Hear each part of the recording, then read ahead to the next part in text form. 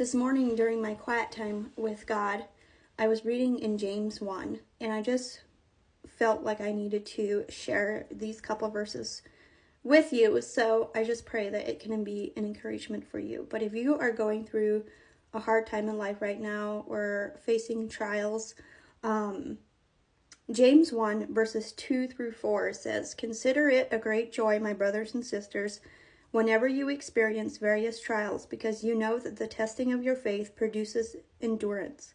And let endurance have its full effect, so that you may be mature and complete, lacking nothing." I'm sure we've all faced trials at one point in our life, and we all know that it is so hard when we are in the thick of it, when we are going through a hard time, to not fall into a state of depression or self-pity or asking God, why me? Why are you allowing this to happen to me? Why are you allowing me to go through this?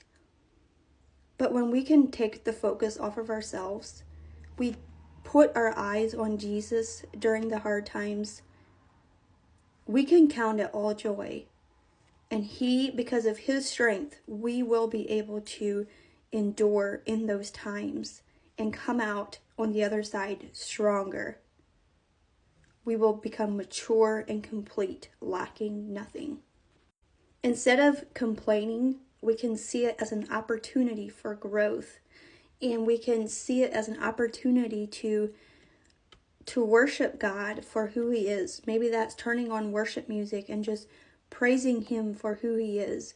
Maybe it is writing down things that you are grateful for, even if the only thing that you can think of is the fact that God is with you and he never leaves you nor forsakes you. We see so many biblical examples of people who lived out endurance. Job endured suffering and loss, but remained faithful to God. Paul endured persecution, imprisonment, and physical afflictions, but remained faithful to God and committed to spreading the gospel. Peter, one of Jesus' closest disciples, who faced imprisonment and threats, but continued to proclaim the gospel. John, a beloved disciple who endured exile, but persevered in spreading the gospel and the message of love and salvation. Jesus, the ultimate example of endurance, who went through adversity, pain, and hardship for us. Jeremiah, blessed by God and tasked with preaching God's word to his people, despite all that was done to him. That is just 6 people. I'm sure there's many more in the Bible that endured during trials because they kept their eyes fixed on Jesus. Jesus himself endured the most